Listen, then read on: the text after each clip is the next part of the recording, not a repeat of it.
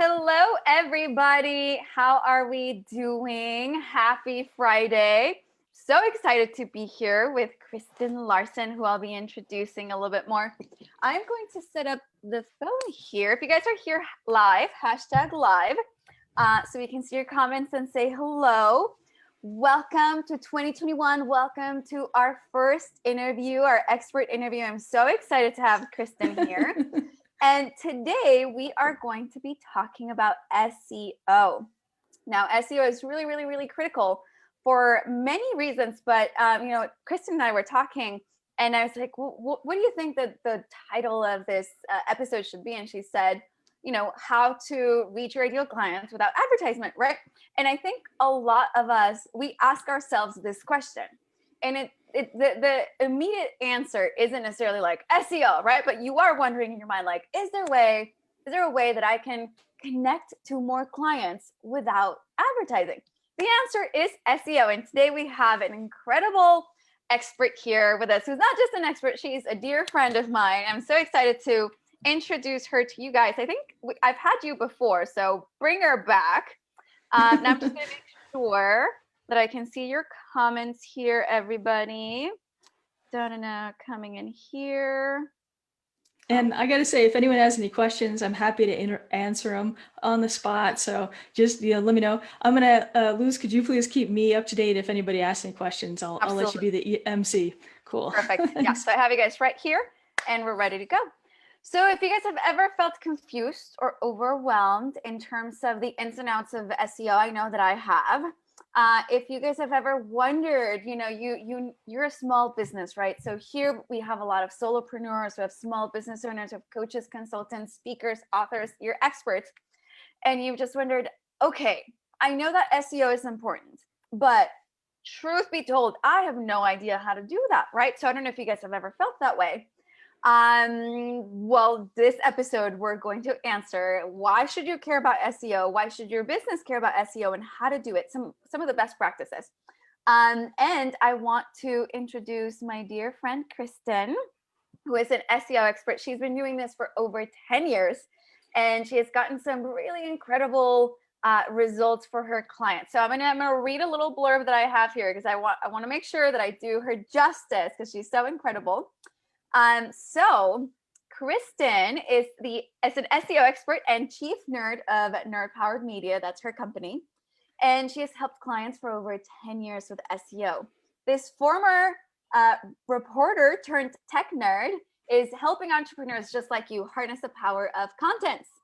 You guys have been here. You guys have seen us use content. Content really matters, but like, how do you use content for it actually to create clients and profit? She's mastered SEO and website building to help others reach those they feel called to serve and make a difference and be profitable. Can you get a cha-ching? She wants to help you specifically become the expert in your space by identifying what your ideal audience wants. This is so important, guys. Helping you develop a game plan to give what they want to them. With effort, you can rank top of the search results for your area and be found by those looking for your solutions. In today's episode, she's going to give you an automated dashboard to track your results. I'm super excited to dive into the dashboard. And depending on time, we might learn how to test if there's a market for your idea and how competitive your idea is. Kristin has helped her clients go from 0 traffic to 20,000 monthly visitors, increase existing traffic by 108% in a year, 36% increase in leads year over year. She's helped craft marketing strategies that make a measurable difference in the bottom line. And she's even helped brick and mortar clients become completely booked. So I'm super excited to have Kristin here in the High Ticket Clients Online Show. You guys can find this show here in this Facebook group. So invite all of your friends who are business coaches, consultants, speakers, authors, or small service-based business owners. Invite them to this group because this is the biggest party on the internet for coaches wanting to reach 6 and 7 figures. And we're so excited to have you. We're so excited to have Kristin. So Kristin, I always start with a little, like a silly question just to break the ice and have people get to know you better. What is your spirit animal and why? So it would probably be A honey badger. Honey badger. Tell us more. Yeah. You've probably seen the video of like, the Honey honey badger badgers don't care. just, yeah, exactly. So when it comes to tech problems, I just love to dive in. I'm like, people are like, oh my God, it looks complex. It's code. And I'm just like, let me get in there. Can't wait. It's just a lot of fun. So, and solving difficult problems. I'm just, I love that stuff. So yeah, which is why we're friends. Kristin and I met actually on a Facebook group. yes. And we were all connecting about wanting to get really technical and really nerdy about digital marketing. And we're like, okay, who's actually super, super, super serious about this, and who doesn't mind getting their hands dirty with like the itty bitty details that you have to figure out doing this. And so we created a little mastermind of really incredible people. And since then, we've been really dear friends. We got to meet in person at a in-person event with Brenda Bouchard. That was awesome. And so it's just such an honor and a privilege to have you here again. Thank you, Luz. Same. Likewise, it's so wonderful to, see all the things you're doing. I just, it's, yeah, you're always such an inspiration. So awesome. Aw, thank you. Okay, so let's get to know you a little bit better. How did you end up in SEO? Like what led you to work with people and help them perfect, their knowledge of SEO and their websites? What got you here? Oh gosh. Well, there's so many things. So first of all, I started out as a reporter, and you always want to find out what people want to learn, what they want to, discover. And, and so I kind of came to realize that you can use search engine, basically doing keyword research. You can identify what people are Googling on a monthly basis, like in like, how many hundreds or thousands, or in some cases, zero. So I've had a lot of people that were like, oh yeah, I want to go after this niche. I'm like, there's either no traffic, or that no one's calling it by that name, or yes. I mean, we haven't even gotten started, but amen, preach, hallelujah. Yes. Oh my God. Yes. Continue. Yeah. Yeah. And so like, I think, Alex Elliott was another guest of yours, which was fantastic. Yeah. Love that interview. But she said how keyword research is basically empathy. Yes. And you're like listening to your audience, and you're giving them what they want. Yes. You're finding out what they're looking for on a monthly basis. So it's a great way to assess demand. And then also there's like little technical aspects you can use to identify how competitive it is. So, are you going up against like, giant companies, LegalZoom or whatever monster companies, or are you going up against like, or will just a little bit of effort, you can rank for it and start getting a lot of traffic. So there's always these hidden pockets of like amazing opportunity. And that's what I love like about SEO, is identifying those great keywords that will really help skyrocket, a client's business into the next level, just by identifying where there's a need, where there's a gap, where people are being underserved, and then putting in the right content into the website, writing it in a way that machines can, and like Google search bots can understand, and then help you climb up in rankings. So it's fun. So you got here because you are nerdy and this is fun for you. And one thing I want you guys to know about Kristin is she just has a huge heart. And so I know that when she works with her clients, she just really cares about, the results that she's seeing in their business because of this SEO work. Mm-hmm. Yeah. Awesome. Okay, so I want to dive right in. Okay, so in this community, we have introduced you guys to the 7 stages of monetization and magnetizing clients. So you guys have taken the quiz. It's like all over, like this is what we're known for. And I'm gonna pull it up real quick, because what Kristin is talking about, like you guys have heard me talk about Uzga. Kristin, you know what Uzga is? No, it's okay. It's okay. Uzga is it's an acronym that we came up with here at High Ticket Client Online. And it stands for, it's like a grading framework that you use to make sure that the problem you're going after, which is what you're talking about, actually is a problem and that it needs to be solved, right? And so many people think like, I want to do this thing. And they go in to do this thing, but they don't build a business because they don't make money. And so what we're talking about here is I'm going to share my screen, is stage number 2, guys. What Kristin is talking about is pillar number 2. And what you guys have heard me talk about with pillar number 2 is you have to know what is the market that you are in. What is the problem you're solving? And does anyone want you to solve it?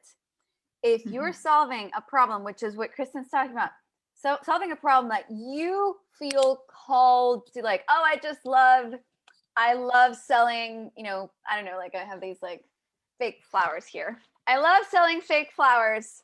And this is my life passion.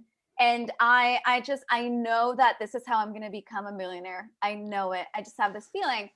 And yes, we can have intuitions and we can have our feelings. And then there's data, right? There's like unequivocal data and information from the market, which is what we're talking about here. So for you guys, just to frame what Kristin's talking about, is right here. What we talk about with pillar number 2 is if you don't get this right, you're not going to make money. So the things Kristin's talking about, if we don't get it right, like it's going to be so hard for you to monetize. So I'm going to stop the share. And so Kristin, what is SEO? Like when people think like of SEO, how would you explain? And I think you did a great job of, you know, what Alex said of it's empathy. So if someone is not like super techie or like they're newer into this like world of digital marketing, how would you describe SEO in a way that seems less scary than like SEO, search engine optimization? Yes. Okay. Well, I mean, so search engine optimization, it really is, it's what methods you use to rank well in search results. So if people are Googling like either a pain point, something they're suffering from and are looking for a solution, or if they just want to buy a specific product, that would be like transactional information. So like if they're like, I need a Canon, digital, camera, that's one of the names that they could be Googling. It's you identify, and then you basically produce the content, put it on the website, and write. Sorry about that. Let me just turn off that alarm. And you write about it in such a way that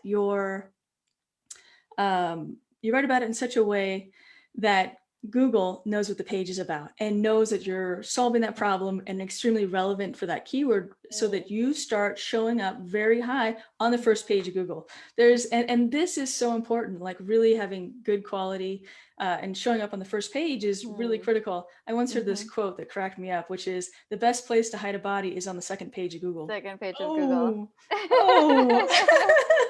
Because people just, they tend to just hit that first page, and that's where like the vast majority of traffic goes. So you've really got to be good, and you have to know where there's an opportunity and then go after it.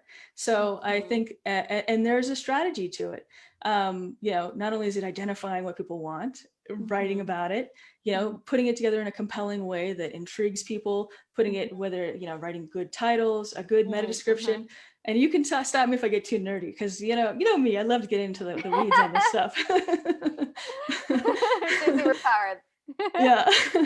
But and then you put it together, and then you rank it. And there's, so it's, how about you structure the page so Google knows what it's about, and then it's also building backlinks to the page, to that content.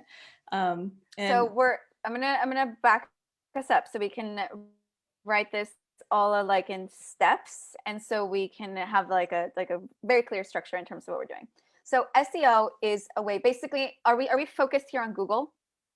Yes, because Google is, I think when I looked at it in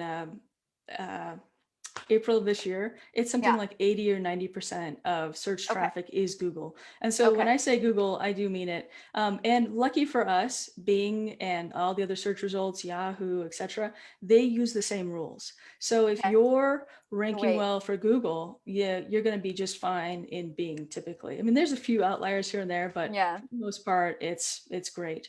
So, and I focus primarily on Google. So perfect. So I want you guys to think about, whether you're catching this on, live on the replay, think how many times you have Googled how to link. The other day I was Googling like how to make sure, because like I have my cat here now, and like he threw up, and I was like, how to figure out like if this is a problem, right? So like almost anything from like how to the product you need, the services. We will Google our problems, right? Like we will Google something and we have a problem we want a solution to. And how cool would it be for when someone has a problem and they're searching and they're looking for answers, how do I have this problem solved, for you to show up, right? And what we're hearing from Kristin is you have to, for it to be relevant, it's going to be really, really, really important for you to show up in that first page. So for us to show up on the first page of Google as small business owners, what are the core requirements? So are we talking, and by core requirements, I'm referring to, are we talking like, do you need a website? Is it a funnel? Is it a landing page? Does your social media content work? Does like Medium, your YouTube, your podcast, like what all is searched as someone is typing a problem they have that you solve into the search engine? Okay, so there is I'm so glad you mentioned that social media aspect, because one of the things that I love to think about is that YouTube is the world's second largest search engine. So, I mean, so if you're good on video, by all means, capitalize on it and do those how-to videos on YouTube, because it's, and video is one of the things that just really builds the relationship between you, makes you much more memorable.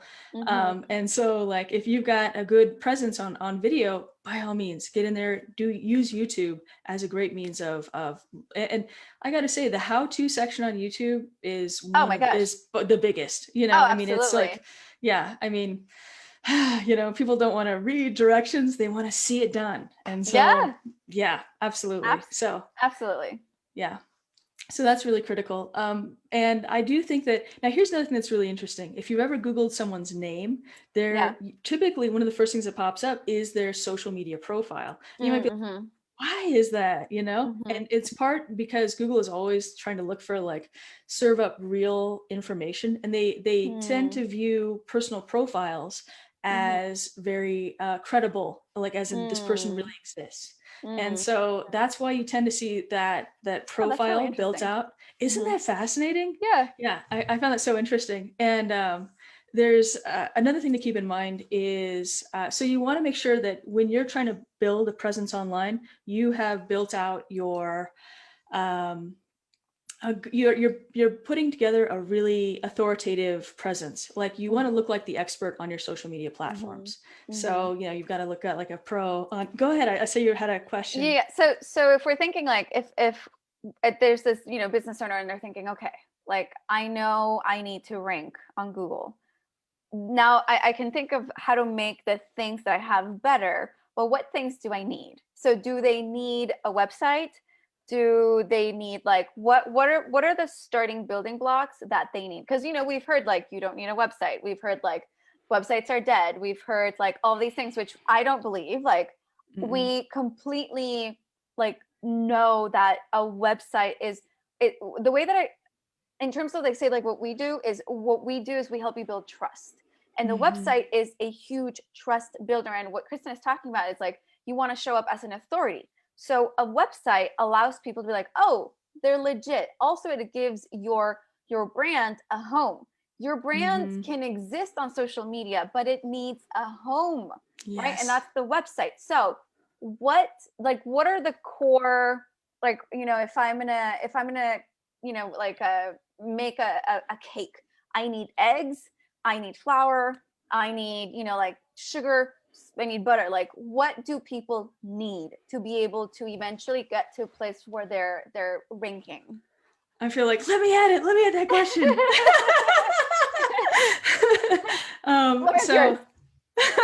Well, anyway, I'm really glad that you brought that up, because in social media, with social media funnels, let me just set this down here a second. Sorry about that. With social media channels, like I like to think of it as rented property. You don't own that. A change in the Facebook algorithm and you plummet. No one will ever find you, or you can't reach new people. So like, I think, okay, if you're starting out day one, you're like, gee, I want to start a business. Okay. The quickest thing you can do is probably set up a social profile. That's like step one, and it's pretty easy. So like you can get that done really quickly. Now, don't stop there or else you're stuck there. And I have a question about that.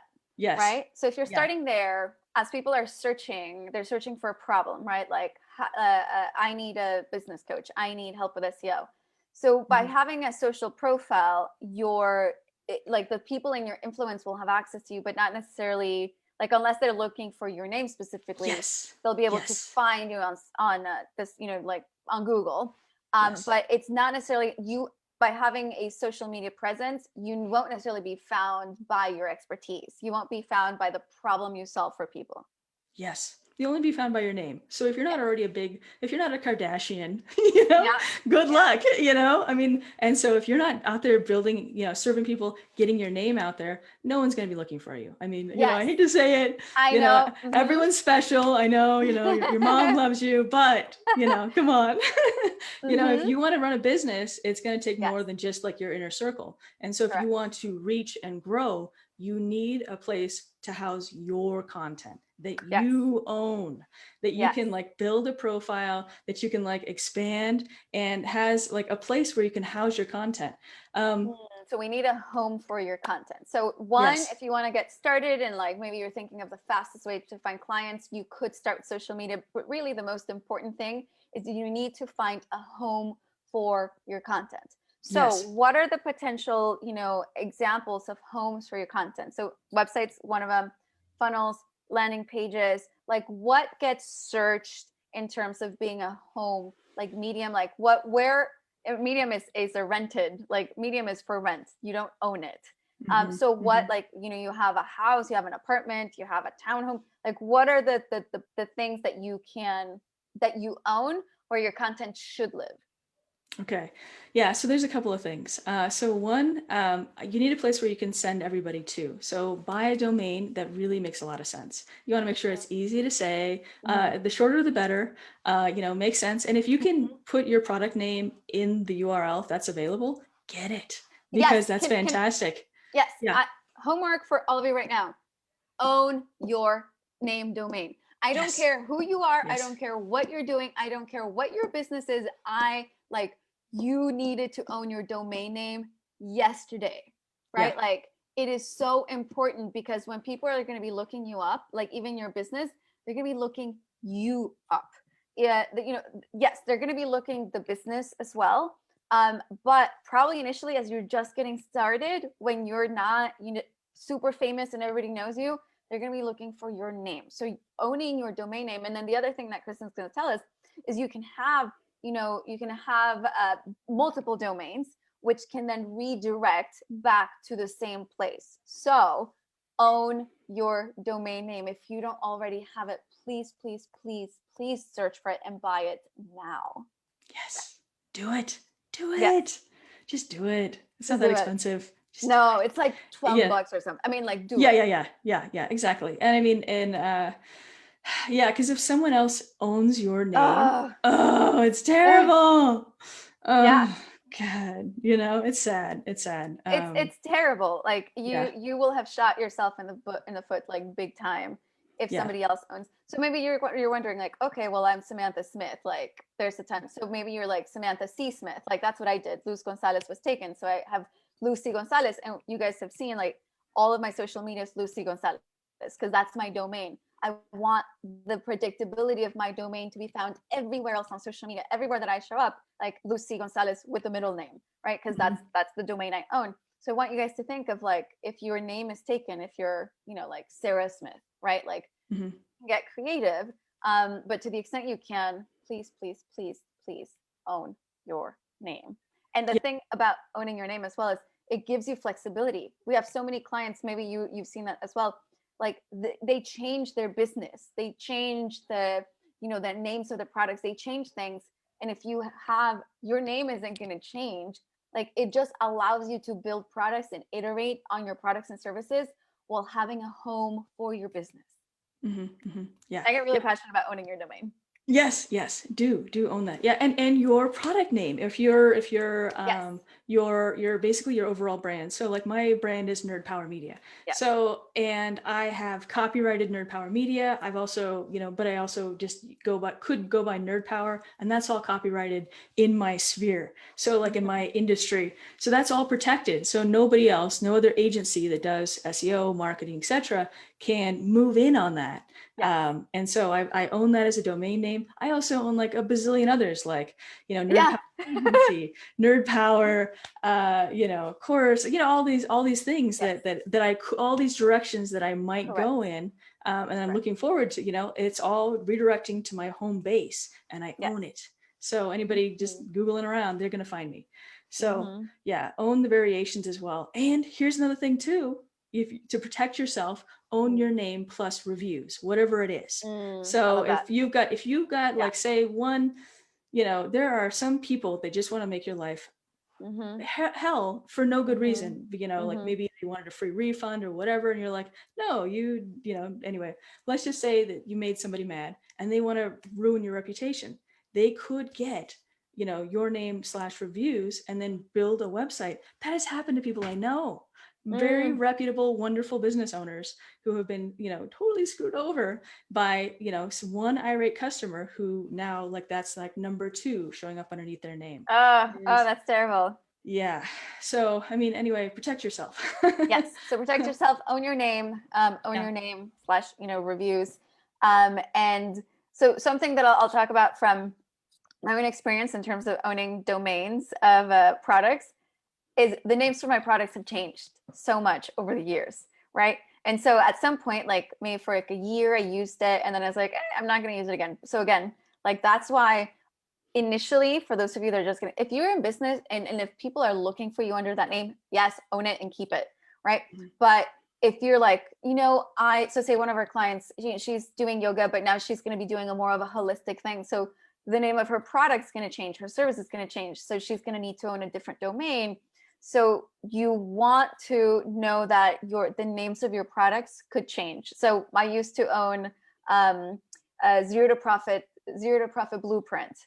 I changed it to because I was like, well, people aren't coming from zero. I have, like a UC Berkeley professor. He's not a zero, and I changed it to passion to profit blueprint, right? But I owned zero to profit blueprint, and so I just want you guys to have a heads up that like definitely own your domain and know that like your domain's names for your products, especially at the beginning, they might shift a little bit. So just like have that insight. So things that we're owning domains. One, okay. And then Mhm. you and I, we've talked about domains and websites. So the domain is like the plot of land. So like Mhm. domain is like the land, and then your website, guys, is like the house you put on the land. So when you Mhm. guys think about those two, that's how it works. So you're going to own the domain. Anything else that they need? Oh yeah. Yes. No, and that's a great analogy, Liz. Because I like one thing that you want to like, how you got a plot of land and it's worth not a whole lot. And then you build a Yeah. house on it and it's worth a lot more. And then you Mhm. build, another house on it or an apartment complex on it and it's worth a gazillion. And that is what your website is like. Because Yeah. as you build valuable content, so Google tends to really value, long form content. Like, so if you've got a long article Mm. or even like, the videos that you're shooting on YouTube, throw those on there and even just do a transcript. Those can still be Mm. very valuable in terms of content that people are Googling and searching. And so if you've Mm. got a video, you've got an image on there with the right name that's matching the keyword you're targeting, you've got long form written Mm. content that Google can read. All that is like building on to your Mm. property. It's increasing the value. And so Mm. Google also kind of has a slight bias where if you've got like older content and you're using that Mm. same domain name for a really long time, Mhm. Google will kind of, it gives you a bit of an advantage in rankings. So if you're Mm. using that, if you're keeping that domain name, Mm. even if you go back in and add a lot more to it and improve upon it, keep the Mhm. domain name, especially if it's ranking. And Mhm. and it just kind of helps in the ranking because Google likes to reward stable content, stable Mm. websites. So Okay. All right. So reward stable content. Love that. yeah. Um And one more thing I've yeah. got to say, which is so important. So if you've got, one thing that's really beautiful about SEO is it's a lot more stable, I think, than advertising, because you know how, basically advertising is like a faucet. You turn it on, basically, and then water comes out, or in this case, traffic can come out, and the prices fluctuate. We've seen that over and over again. Facebook started out low, climbed high, and then that's a trend we're going to continue to see. Yeah. And so you're still, again, at the mercy of someone else. SEO, on the other hand, when you start ranking in those top 10 positions, especially the top, 3 or 4, it's a lot more stable. Things may go crazy in like the lower ends. Like if you're ranking 40, you might go 40, 60, 30, and that's pretty, yo-yoing around is pretty common. But once you're on that top page, it tends to be a lot more steady.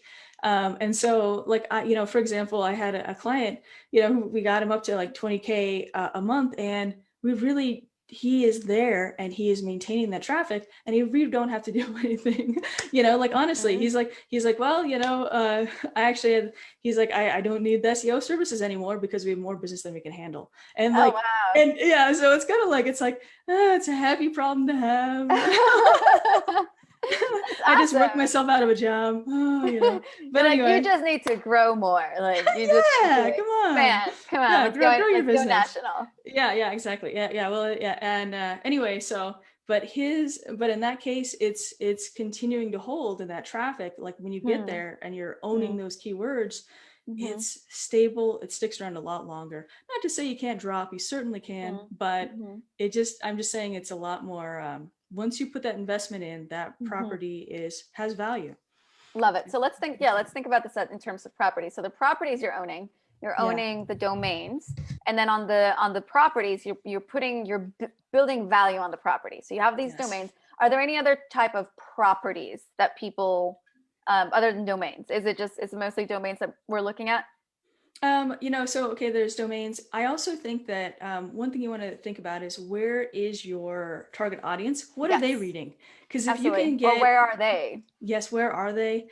Because if you can get in front of their eyeballs, and that could be an article on, popular magazine or another website, or shared in the social media of an influencer, or or even in the forums, or and all those things can all help, because you're getting in front of the eyeballs of people that are relevant to you, people who you can serve. And additionally, that content, those can also be backlinks. And so that's one more thing that a lot of people go, what's a backlink? A backlink is just a link from another website to your content, your website. And Google tends to see these links as basically a vote of confidence. So it's how they measure quality content. So it's like a vote of confidence. You get, 100 links. Oh, okay, pretty good. You get, 200 links. Okay. 5K links. All right. You're starting to climb. And as you increase in domain authority, you're going to, it's going to be that much easier to rank for the keywords that you're writing content for. So question about that. So suppose let's say, I'm thinking about this. I'm just going to go with the analogy. There's like owning, renting, and then there's like, I don't know, like letting people know about your properties, right? So you're owning your domains, you're renting space on places like YouTube, social media, Medium, podcasts. Like this is like rented, property. And then you have all these other people who are talking about you. And we want those to link back to, what do we want them to link back to? Do we want them to link back to your domains? Yes. So like your main, whether it's like 1 or 2, your personal website, your business website, you want all of these people who are talking about you to link back to that main domain.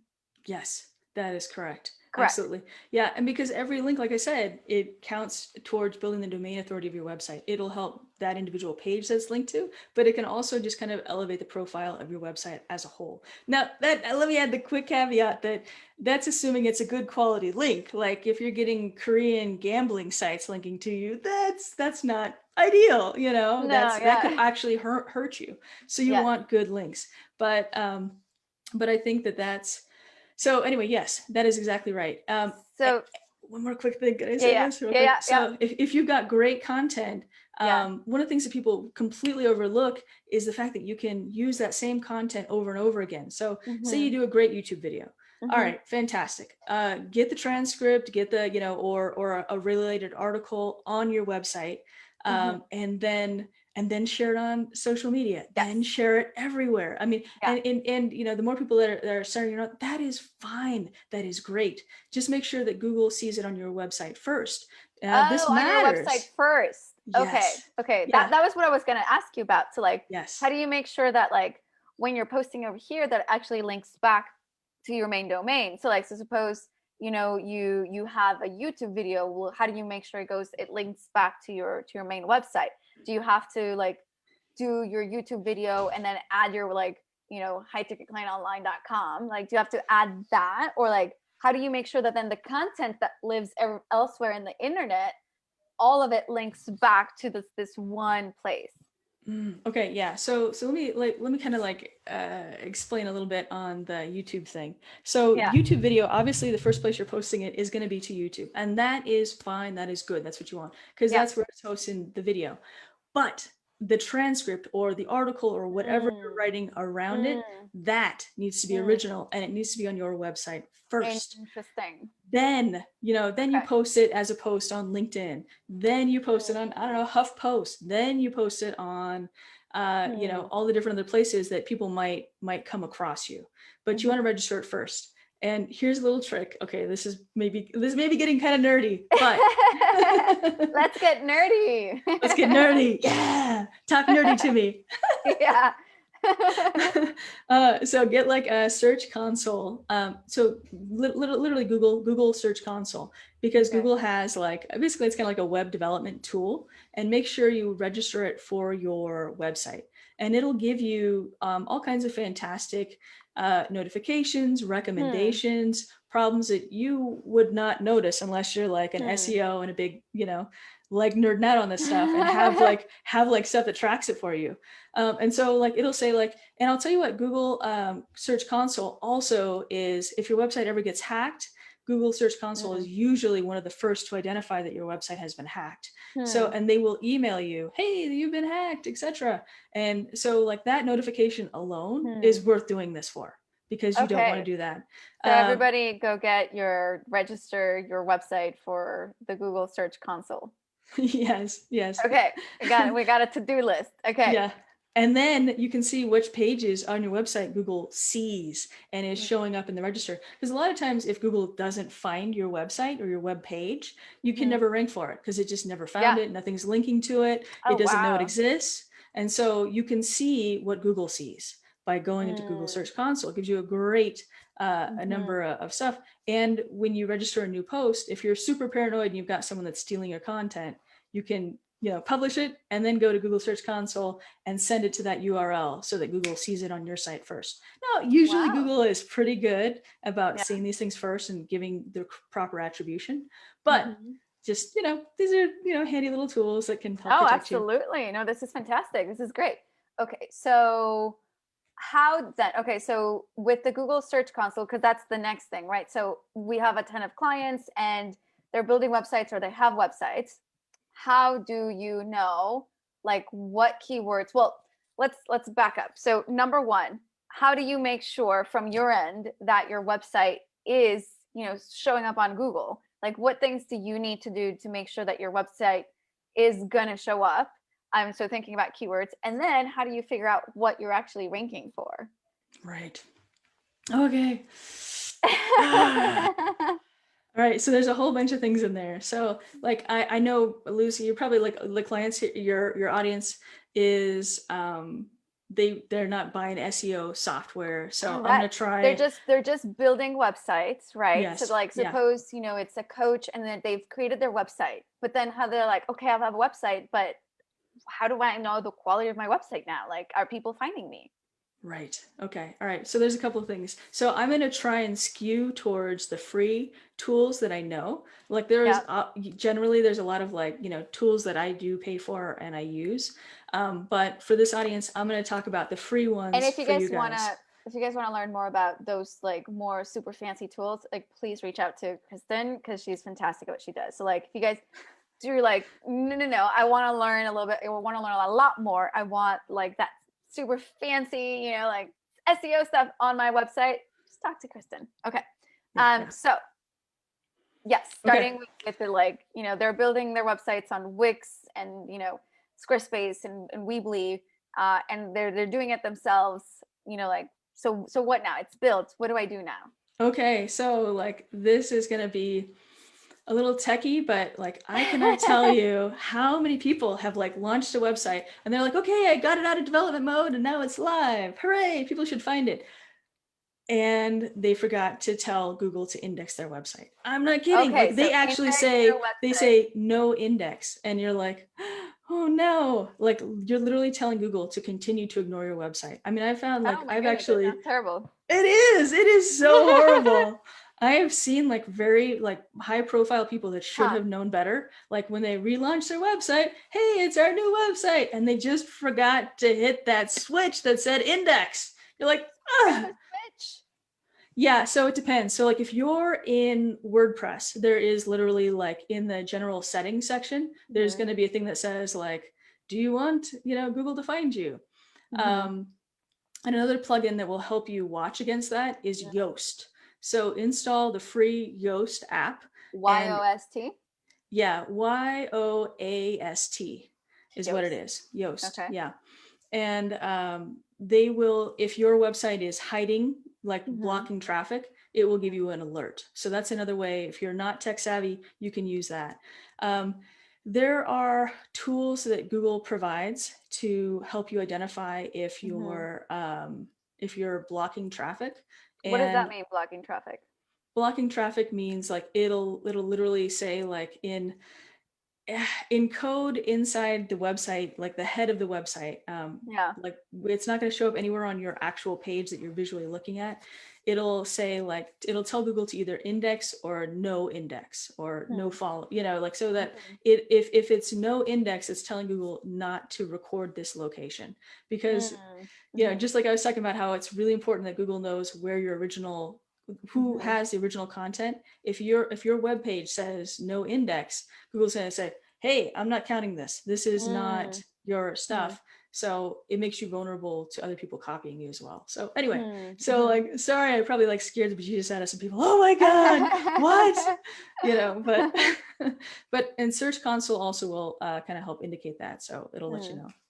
So yeah, those are some of that's like step number one. Make sure Google can find you. Step number two, I'd say Google Analytics. A lot of people either have Google Analytics and so a lot of people will install it and then I will say a tragic number of people will install it, look at the dashboards and go, oh, that's a whole lot of data. I feel a little nauseous. I'm never coming back. And they never look at it again, which is such a mistake because it's such a wonderful resource. But but you should. But anyway, so that answers your question, Luz, of like, how do I know if anyone's coming to my website? How do I know what my traffic is? How do I know if you know what I'm ranking for, and you know what are some of the keywords that are bringing traffic to my website? So Google Analytics has all that inside there. So Google Analytics will show you what's bringing people to your website. Yes. I do have to add a quick asterisk, which is Google Analytics doesn't show all the keywords. It only shows a small portion of them. So it'll give you some clues. It won't give you all of them, but it will tell you what people are doing on your website, how many people are visiting your website, and you know, basically, you know, if things are working. Additionally, this is like, you know, advanced students here. If you want to track, like, you know, you want to start tracking goals or events on your website so you know if your efforts are working. So like a great example of a goal is with somebody buys something from your website, or if they subscribe to something, or they download your lead for, you know, your lead or whatever, you know, and lead magnet, lead magnet. Yeah, I just for whatever reason got the word. Anyway, yeah. But that is, if you can see that, if you start tracking those goals, you'll be able to see, okay, first this person found me on social media, or they found me via organic traffic. That means organic traffic is what you call search traffic. So if somebody finds you via search, it's organic. If they find you from that, it'll say, okay, you got, 20 sales from organic traffic. And you can see that in the search results, and that can be really fantastic. And then, so once you've got Google Analytics tracking, I'm going to help you guys out, because I know how hard it is for you guys when you're launching a business to just even take the time to look at the numbers and be smart about it. But if you do take the time, it can save you so much pain, heartache, and identify when something is going wrong on your website. Like, because when you see trending numbers going down, you can be like, let's fix that. Let's identify what that issue is. And then, make changes or fixes to identify it. And so I'm going to be, yes, that's my dashboard. Yeah. So it'll plug into Google Analytics, and it'll pull that data into a nice, clean little report, pulling in just the most important stuff. So I'm trying to reduce that whole nausea factor of, I don't want to go into Google Analytics ever again, and put the most important stuff on a very simple to understand report. So you can plug that information in, and it'll be a nice dashboard in Data Studios. So my gift to you guys. Yeah. Can we see how it works? Yeah. Okay. Let me, because I know that I looked at it and I was like, wow, this looks really fancy. I don't know where to begin. I love that you built that. That's so amazing. Yeah, no, totally. Okay, let me get there, and then I will, and then if you would mind, like, making me the host so that I can share my screen. Oh yeah, absolutely. Okay. Yes. Let's see. All right, guys. So while Kristin is opening that up, just a few, like a little synopsis. So you want to own your domain. Really, really, really important. When you're publishing content, especially content that you want to be known for, you want to first publish on your domain. You want your content. I mean, and so like a question, will Google do this on its own? Like other content that's published. So suppose I have a piece about the types of posts that sell, and we posted that on our blog, right? It's on our domain. And I also want us to talk about blogs, and because people also like think blogs don't matter and blogs are dead, like I want us to talk about why blogs matter. So suppose we put it on our blog, and then after putting it on our blog, we then go and we put it on LinkedIn and then Medium, and we make a video about it and a podcast about it. How does Google on its own link those two together, or do I need to then put like in the description or a keyword, put in high-ticketclientonline.com for it to link back to to where it first was? It totally depends, because on the platform that you're posting it in. So like, okay, let's say you post it on as a LinkedIn post.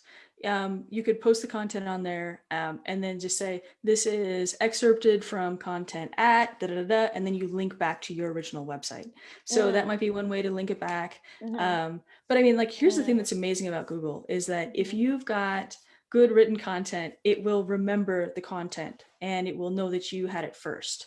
So yeah, so it basically goes by, it remembers the words. And it has to be in a format that Google can register, because, like images, say you had like an original image, can't really necessarily,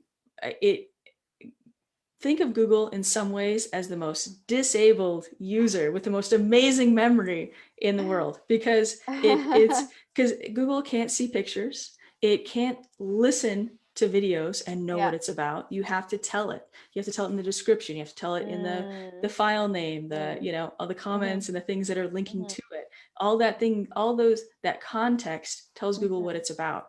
So that's why it's really important to kind of like speak like a bot and put the words into if it's an image, give it an alt description. And so what I'm hearing from you is like the words matter. What we're talking about here is like words matter. Words on your podcast, words on your video, words wherever you are, the words matter. Yes.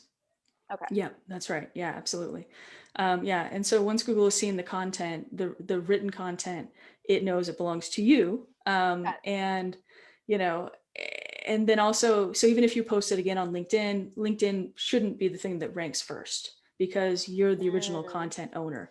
Google is still very much trying to reward content creators. And with every algorithm change, like because they're tweaking that algorithm of what ranks constantly. And they're always trying to reward new original content.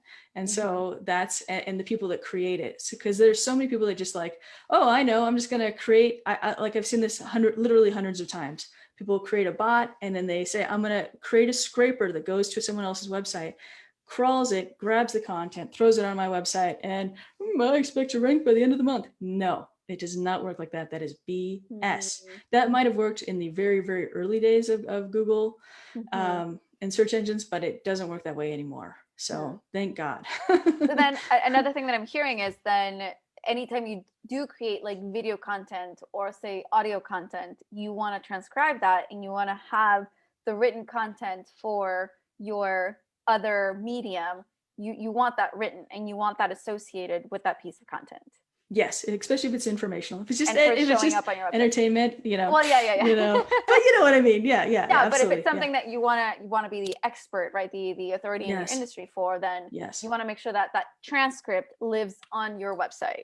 Yes, or a complimentary article, something that, you know, because sometimes it depends on what, you know, adjust to your format. But yes, have words, use words. Okay, words matter. Yeah, words matter. You're gonna show us. Yes. The dashboard. Yes. So let me see if I can request. You already have it. Boom. Oh, great. Okay. All right. So I'm going to share. Can you see it now? Yes. Okay, great. I'm going to move this up. So this is the dashboard that I'm going to share with you right now to protect all my clients' data. This is not client data. This is generic Google data that I'm pulling in. Like they've got kind of like a sample account. Yeah. Anyway, so you can see like right now, so the date, this is kind of like a 30-day span. You can adjust, you know, what dates you see things from. Also, did you build this? Yes. So incredible. Like, isn't Kristin just so incredible? So cool. Yeah, Data Studio is amazing. It's a godsend. I love it. Anyway, I hope you come to love it as much as I do. But anyway, so you can see like I just adjusted the date. If you want to see like what country, say I just want to see like just the United States, because let's face it, if you're seeing traffic from Russia, it's probably bot and spam traffic in most cases. That's one of the things that I see a lot of is a lot of those bots are coming from Ukraine and Russia these days.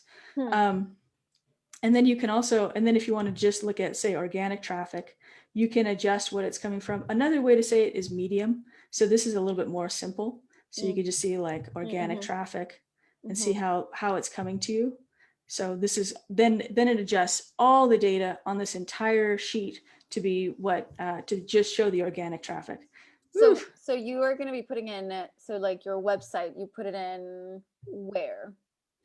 So this, so there is actually, I did create a quick little how-to video. Awesome. And so, yeah, so see right here, there's directions. Get an editable report by making a copy of this one. Then connect your Google Analytics account, Google AdWords, and Google Search Console to it. And because I know it's complicated and I wanted to make it as easy for you as possible, so I shot a quick little how-to video to walk people through that process. Awesome. So thank you. Yes, absolutely. So yeah. Okay. Yeah, so that is. You guys will do that. You guys will connect those things and then you'll be able to access this data. Yep, absolutely. So yeah. And then you can see like, okay, so what are, you know, none is direct traffic, meaning like somebody literally typed in your URL and came to you directly. Like this is a great way to measure brand awareness. So how many people already know about you? Because if they didn't just discover you by typing in the right keyword, they knew about you and they went directly to you. So this is a fantastic way to measure that. Referral traffic is traffic that comes from another website or source. And so you can see what that source is in detail, whether it's Facebook or, you know, what have you in the source when you analyze by source. And then you can, obviously organic is Google search or any search. It could be Bing search, Yahoo, etc. And And then not set is basically it's not identifiable. I tend to see a lot of that not set when people don't put trackable links in their emails. So if you just have a direct link in an email and there's no clue, you don't like tag it and say where it's coming from or what campaign, it'll typically come through as not set. So that's another way that can come in. So it's kind of talking about tagging and keywords. How do you make sure that you take, say, like, let's just talk about your website, because a lot of your content's going to live on your website. How do you make sure that your website is being like the right keywords that you want going back and leading back to your website are the keywords that are, so suppose you want, I don't know, like yoga, let's see, like a divorce coach, right? So one of our clients, she's a divorce coach. So suppose that's what you want to rank for. She has her website. So how does she make sure that, like, what extra steps that she needs to take to make sure that Google knows that she's a divorce coach, other than just the words that are on her website? So there's a lot of questions in there. So let me take it from, okay, so let me take it from the top. But like, can I take like 2 seconds and quickly show the rest of the dashboard? Just because I have, anyway, so okay, quickly, the 5-second, whistle stop tour is, you can see what the traffic, are they coming from desktop, mobile, or tablet? And a great thing to look at is, does one of them have a higher bounce rate? Meaning they hit your website and bounce right off, like hit one page and left. So in this case, desktop is 30%, really good. But the mobile, the tablet has the highest bounce rate. So you might want to check out how your website looks on tablet. So there may be a display issue, or maybe the navigation's messed up. Check it out here in this data. You can see what pages are the most popular. So you can see how many people are hitting those pages, and then how many people are hitting that one page and leaving, or continuing to engage.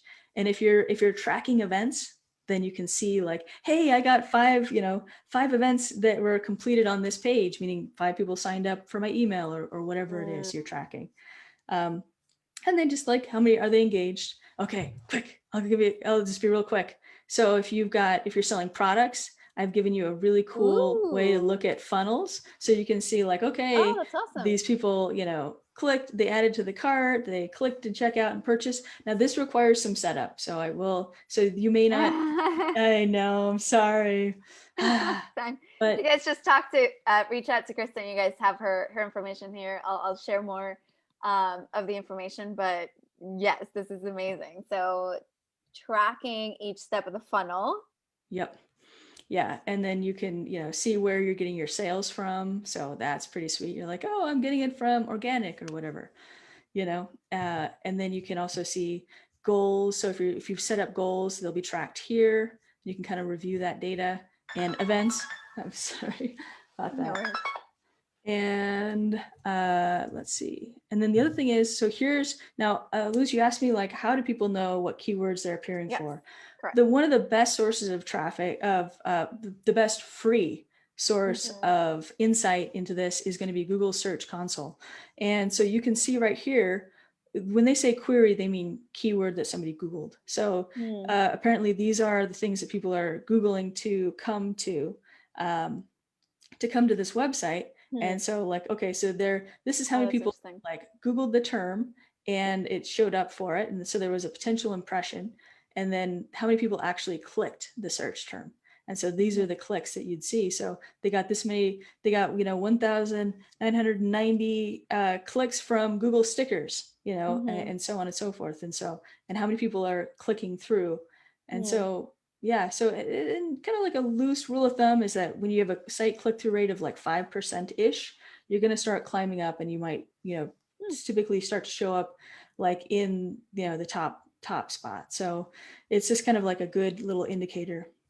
So it's kind of good. So, and these guys, you can see their click-through rate's probably going to start dropping as they've got a low click-through rate. So their position might drop. Oh, that's interesting.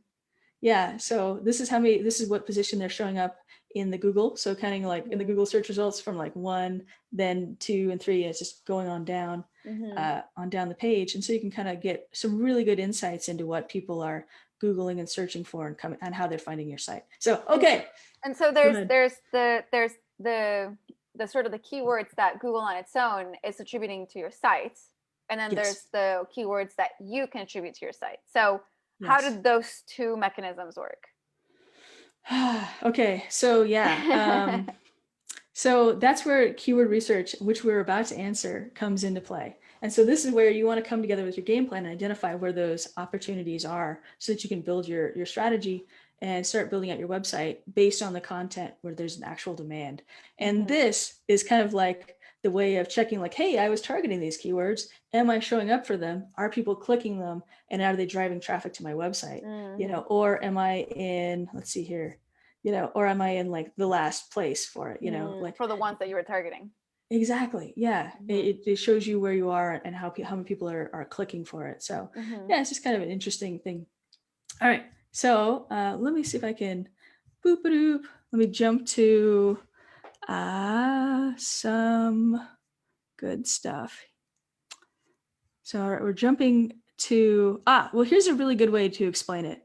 So, so first off, I'm going to just kind of show this a couple of quick slides on this little presentation, because I think it just kind of helps explain things in a really good way.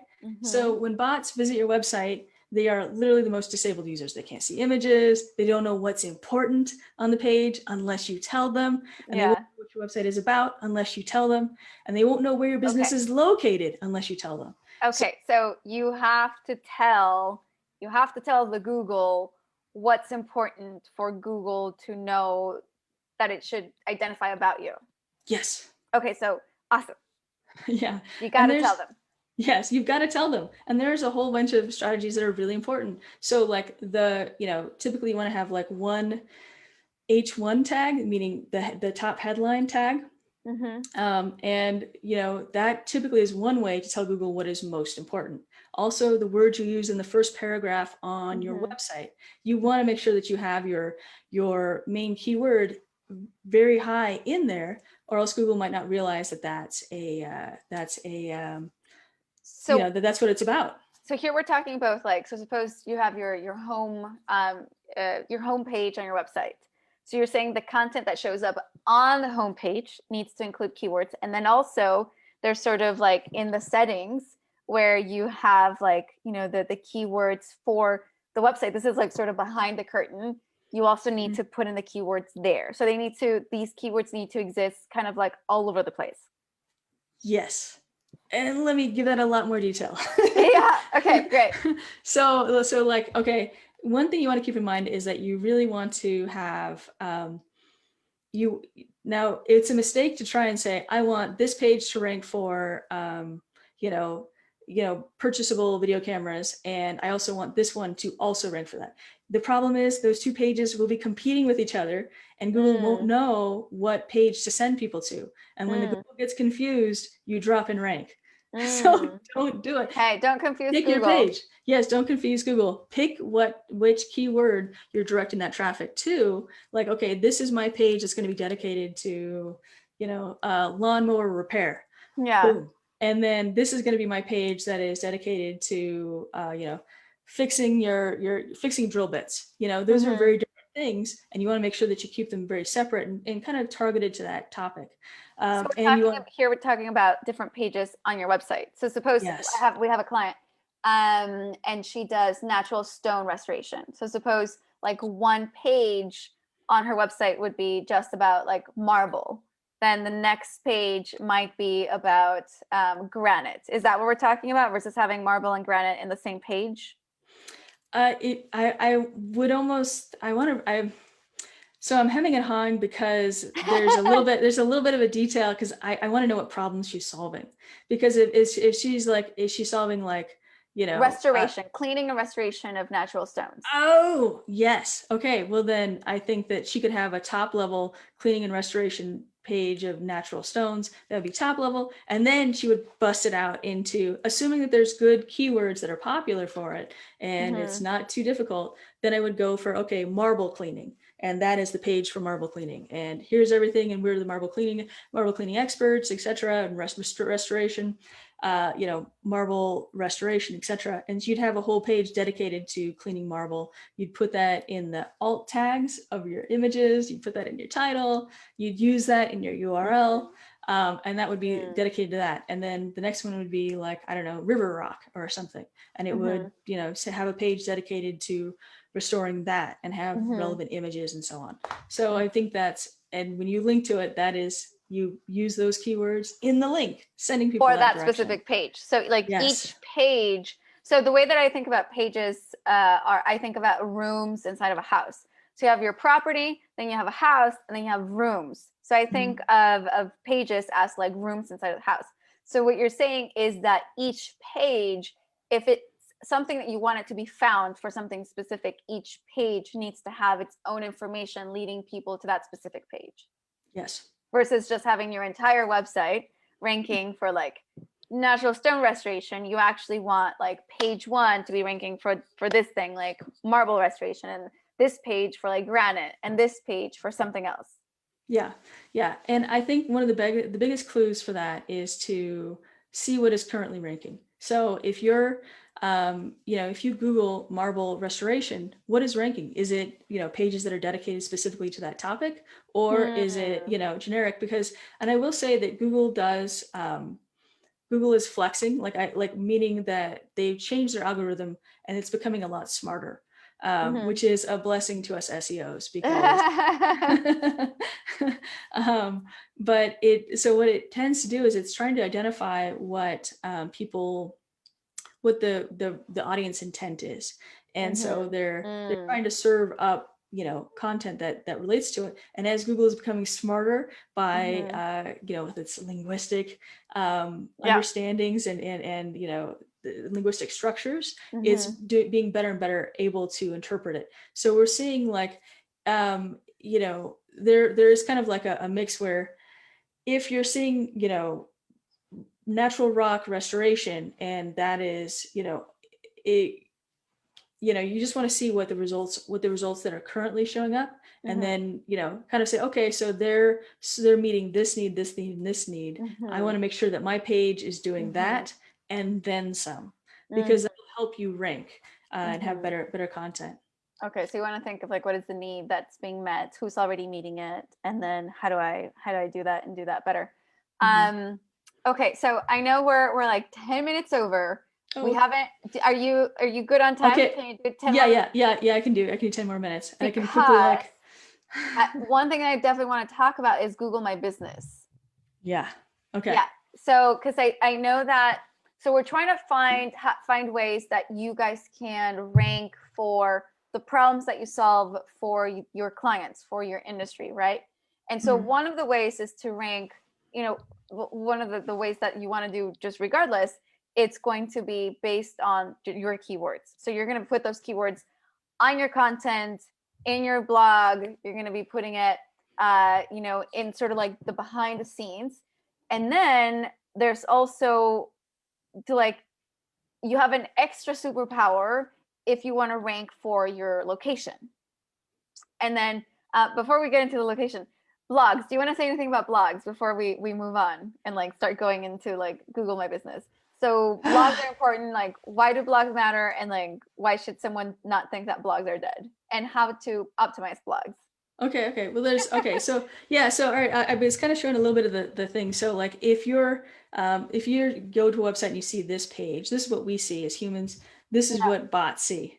And I know a lot of people probably just wanted to like throw up in their mouth upon seeing this, but this is what Google sees and interprets what the content is. And so Google as SEO is kind of speaking the bot. Now let me ask you this, Luz, before we get into blogs too much, do you want me to talk about like identifying the keywords, or like finding those keywords? Or do you want me to? I mean, so there's like the entrepreneur finding the keywords they should be using.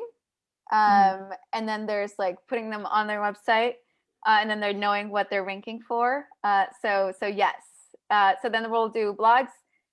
Just like, I think the blog thing will be very quick, and then we'll talk Google My Business, and then we'll wrap things up. We know that we can go forever. We can bring Kristin back. This is, this is so relevant. It's so important for all of you guys. And maybe potentially we could even just come back and do a session just on Google My Business, because I think like that's pretty important. But let's talk keywords. You can, tell us about blogs, why they matter, why they're relevant, and then we can do a little bit about Google My Business. Okay, so let me just kind of jump along. Boop, boop. All right, let me find the right slides and get you to the right section. Hang on 1 second. Okay.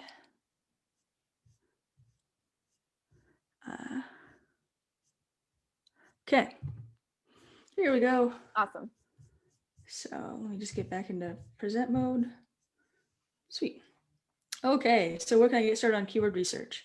So like, my focus is trying to give you guys the free tools. And so you might, one of the free tools is Uber Suggest.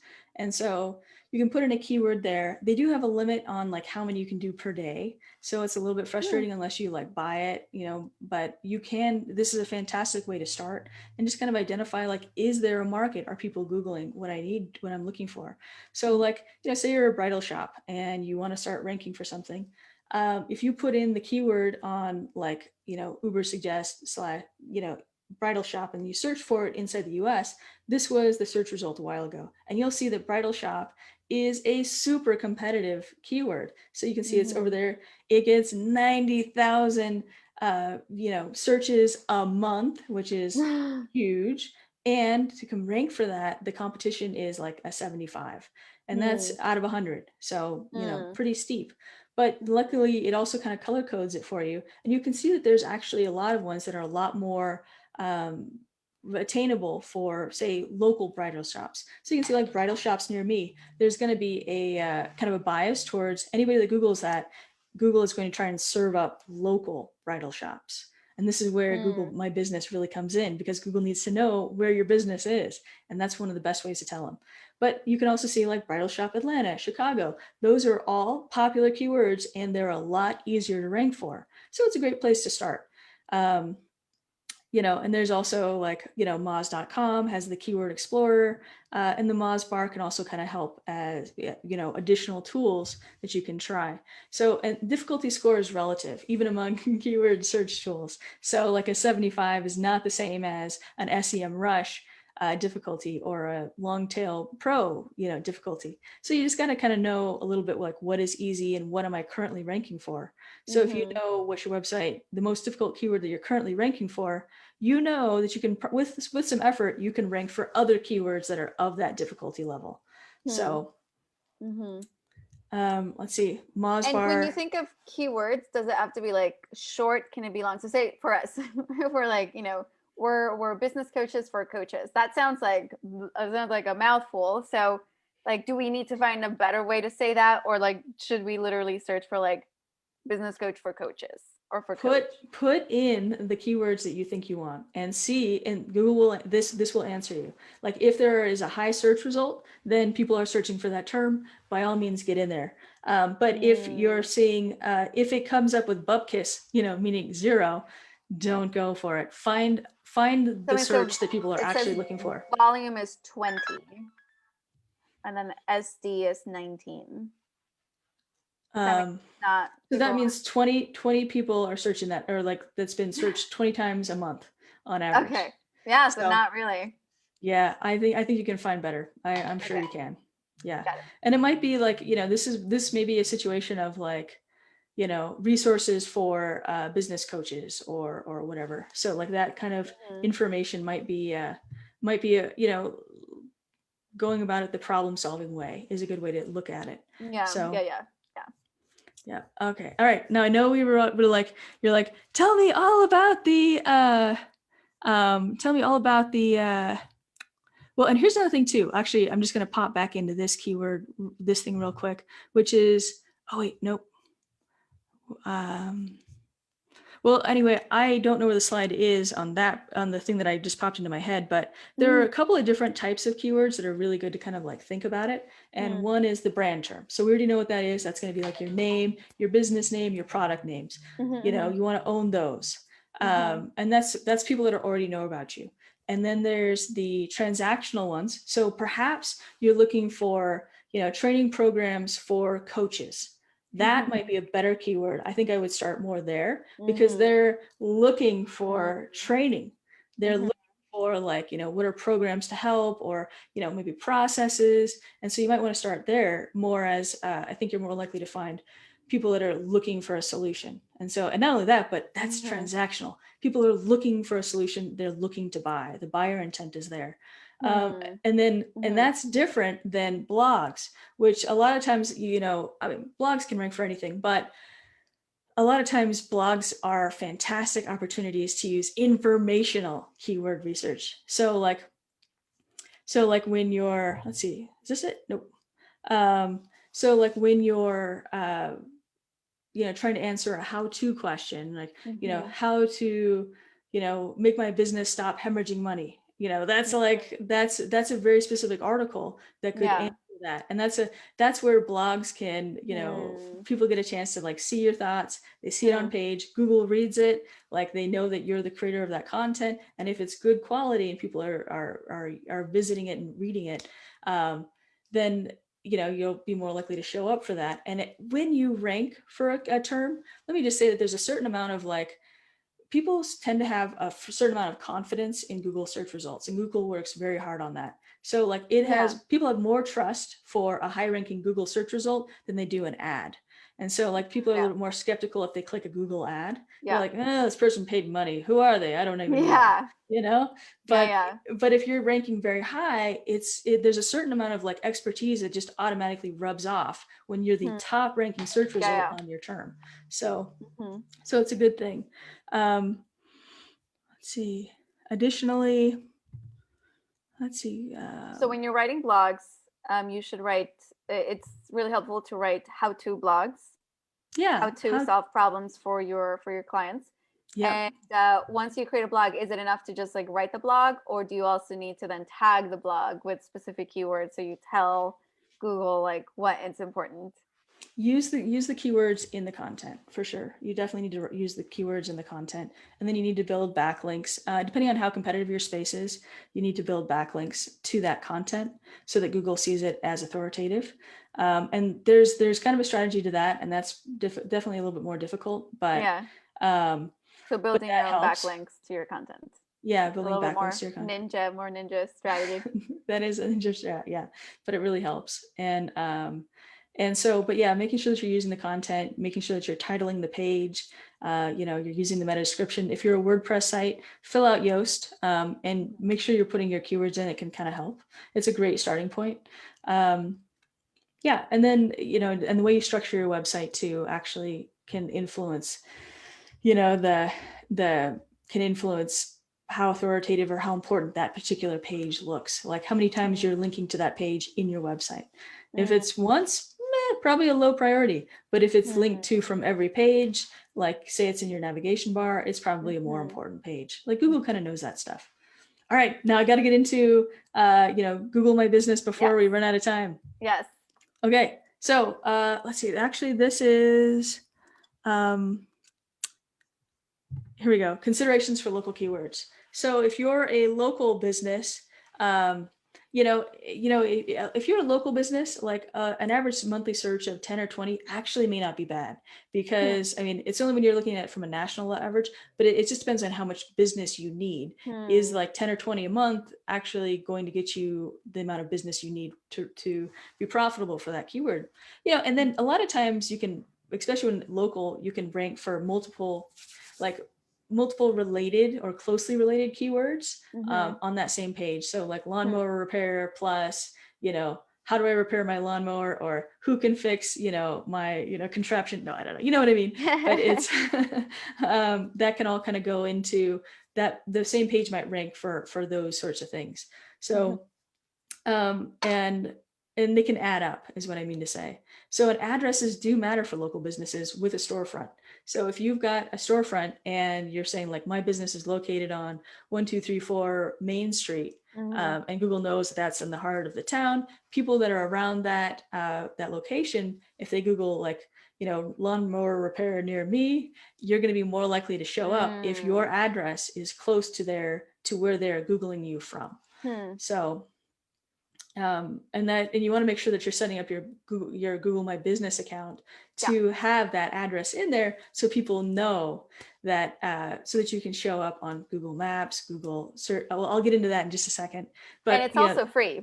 You guys should know it's that. free. Like, Google My Business is free. Yes. So if you depend on, or if local business is really important for you, like, please take advantage of that, because it's free and it really helps you, and it's easier. It's like much easier to rank locally than it's going to be to like rank nationally.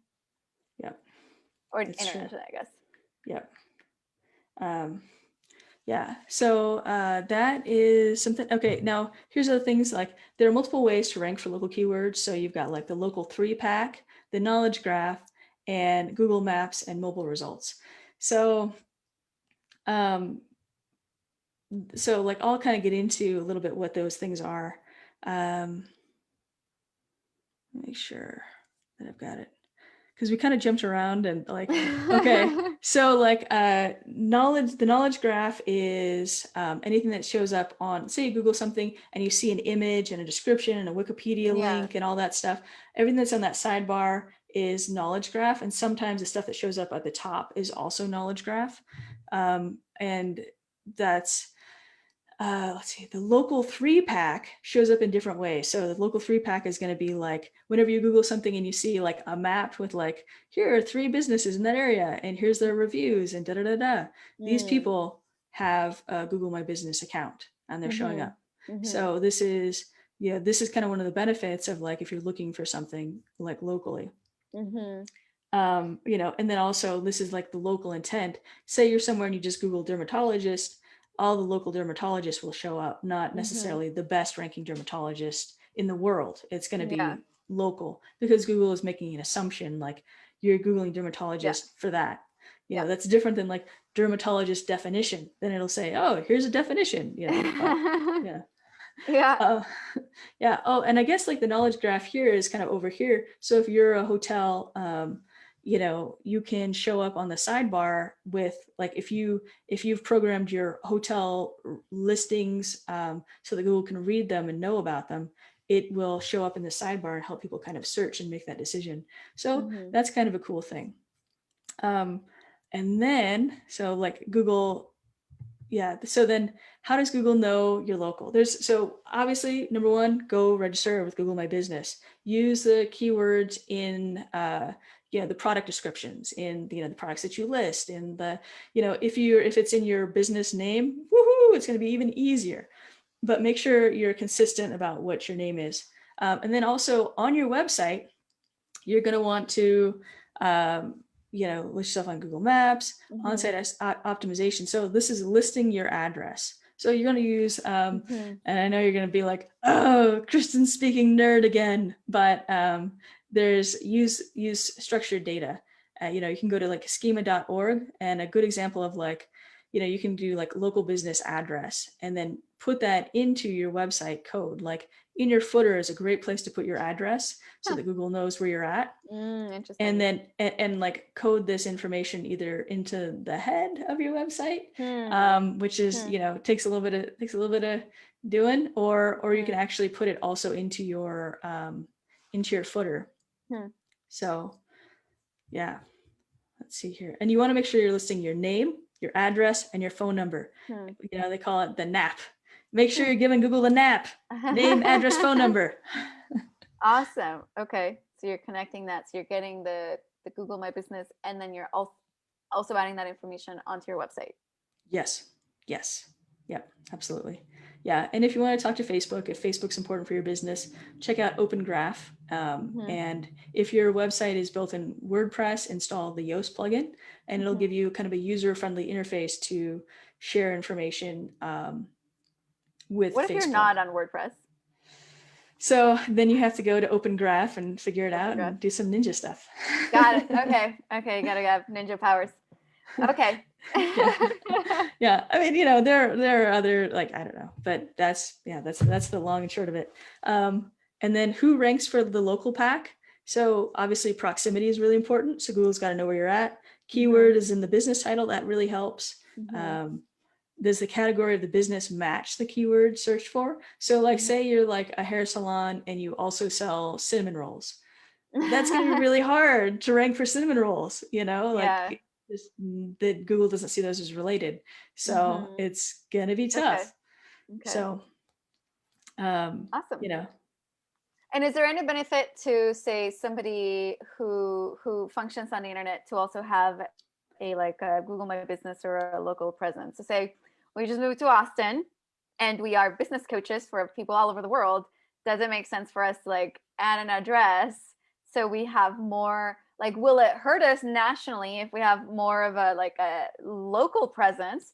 Or doesn't really matter? Like if somebody in Michigan is searching for a key term that we rank high in, and then we get best of both worlds. We're like ranking high in the keywords we want to rank for, and we're also, if anybody's looking for a business coach in Austin, like they find us first.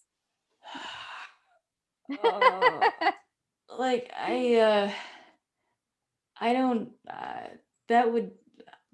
That takes some research. I don't want to answer that here because there's some stuff that I need to like suss out. Like, and what mind is there enough of a market in Austin, which there might be. I mean, Austin's pretty big, to be a great place to get your foothold and start, and take that advantage of the local pack, and then boom, boom, boom, boom, boom. But anyway, I don't want to like. Got it. So there's no general answer to that for just like generally for business. Like if your focus is more international. So say with our client, she does natural stone restoration, totally local. Like she's not going to be able to go fly to Florida when she's in California. But say if your business is like you're a coach, right? And you can work with anyone around the country, around the world. The question then is like, does it help me to rank for my city? And then I guess the answer that we're hearing is only if there's really a market for the place where you're at. And it could be a more complicated answer. And so we're not sure yet. Yeah, I don't want to give you like a quick, not thought out answer because some of the stuff like I need to check some things before I give you an answer on that, because it's like, sometimes too much to give it like I'm like, I don't want to give you the wrong answer here because that there's, I just need to think about that because and it can be different because based on your market, what you're going for. And like, here's the thing, there's nothing that says you couldn't have a page dedicated to it. So you might have like that's interesting. Austin, and that is a strategy I can wholeheartedly endorse. You should have a page dedicated to it. Maybe probably not your homepage if you're really, but you should have a page dedicated to like, hey, Austin, and when this COVID thing's over, we're gonna do in-person, exercises or whatever. You know what I mean? So that's what I would dedicate a page to it for sure. Okay. And there's a whole nother thing with like multi-locations that takes a lot that have to get into with that. And if you're multiple branches, but anyway. Oh, wow. Yeah. All right, guys. So we've gone over quite a bit, but this has been fascinating. There's so many questions, when it comes to SEO. Hopefully from this interview, you guys had a better sense of what SEO is, how to think about it for your business, how to think about what you're ranking for, how ranking works, how to think about, making sure that you're ranking for the keywords you want to rank for, making sure that you're building a business around something that people actually want to pay you money for, which is super, super, super key. And so people can find you, and then also you're helping the bots know what it is that you want to be known for. So thank you so much, Kristin. Kristin has built this incredible dashboard that you guys will have access to. So I will put it in the comments here. If you guys also just went to, I'll put it in the, is there like an easy link? Yeah. Let me grab that because I did create a quick bit.ly. There we go. Great. Awesome. So we'll put it in the comments. And then also Kristin will read it out to you guys. It's been such a pleasure. We learned a lot. So it's bit.ly 30. I'll put it in the comments, guys. And we'll probably, Kristin, this has been awesome. We'll probably have you back again. It's always such a pleasure to have you. If you guys have additional questions, please don't hesitate to let me know, to let us know. Please connect with Kristin. Kristin, what are the best places that people can connect with you? So there's like, Kristin Larsen on Facebook. There's also Nerd Power Media. That's my website where nerdpowermedia.com. So yeah, that's a great place to go. And yeah, so. Perfect. So if you guys are in need of a nerd, Nerd Powered Media, you guys are in good hands. If you guys have questions about SEO, please reach out to to Kristin directly. And if you guys have any additional questions in terms of SEO, just put them in the comments below. We have a really incredible queue of people that we're bringing onto the show in the coming. I'm looking at my calendar. So we're going to be talking about your finances, really planning around your finances. We're going to be talking about Clubhouse. We're going to be talking about YouTube. We're going to be talking legal. We're going to be talking about, like how to think about, incorporating. When is it the right time to incorporate? How to incorporate? Like all of these questions you guys have about, legal. We're going to be talking about copy. We're going to be talking. So anyway, we're basically booked out for all of Q1 through like March. So we're going to have some incredible guests just like Kristin. So everybody, let's send Kristin lots of love and prosperity and money and good things. And thank you guys for joining us here. Thank you for being part of our community, the High Ticket Client Online community. We are here to help you as coaches, consultants, speakers, authors, experts in your space really become the authority in your space through building, branding, marketing, and selling online high ticket programs. So thank you guys so much. We will catch you again next week with our next interview, and have an incredible day, everybody. Bye. Bye.